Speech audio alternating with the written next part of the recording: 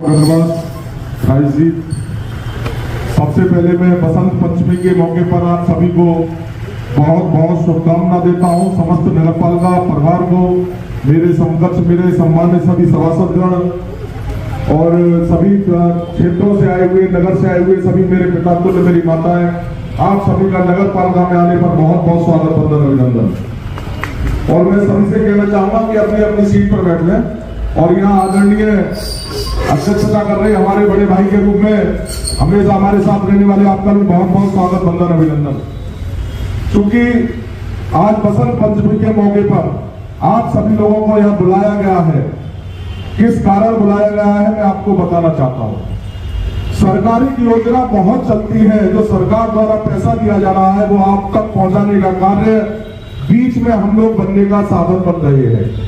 क्योंकि बहुत लोग मेरे पास आते थे, मेरी बुजुर्ग महिला, माताएं, बहन, पिता तो सभी लोग मेरे पास आते थे।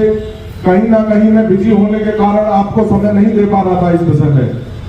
आज बसंत पंचमी के मौके पर हमने एक दीप जलाया है माता रानी के सामने, और इसी प्रकार आपने चुनाव चल रहे थे, मेरे नाम का दीप जलाया था कि संजय शर्मा इस कालका की कुर्सी पर आसीन हो और हमारी सब बुजुर्गों की सेवा करे।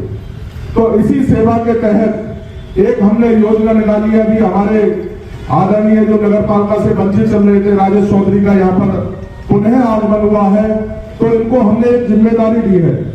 बहुत योजनाएं, सरकारी योजना चल रही है जो सरकार द्वारा पैसा आपके लिए दिया जा रहा है पर आप तक नहीं पहुंच पा रहा है।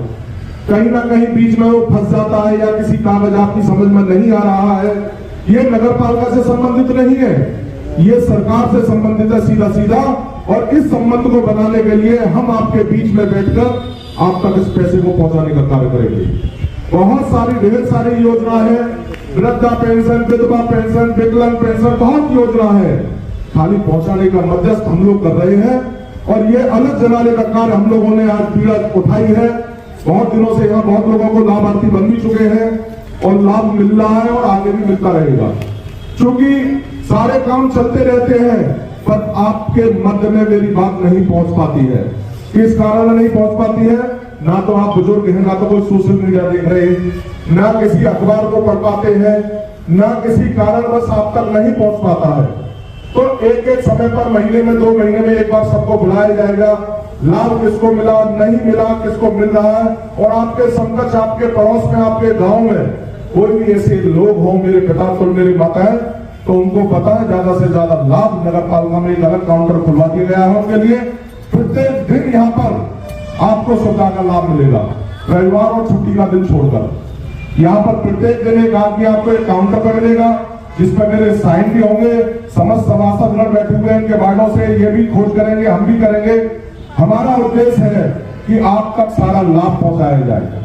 जो पैसा सरकार दे रही है वो आप तक पहुंचाया जाए। और अभी मैं एक चीज और बताना चाहता हूं, 2.0 के तहत जो आवासीय योजना थी वो शुरू हो चुकी है।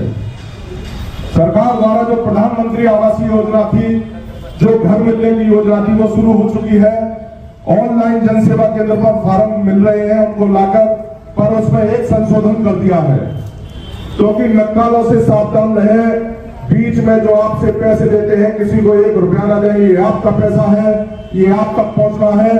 और आप लोगों को विशेषकर बुलाया गया है जागरूक करने के लिए, क्योंकि आपका पैसा आप तक पहुंचे, बीच में किसी को पैसा नहीं देना है। बीच में बहुत लोग बैठते हैं, जनसेवा केंद्र वाले बैठते हैं, कोई भी बैठता है कि मैं पैसे दिलवा दूंगा। कोई किसी को देने की आवश्यकता नहीं है।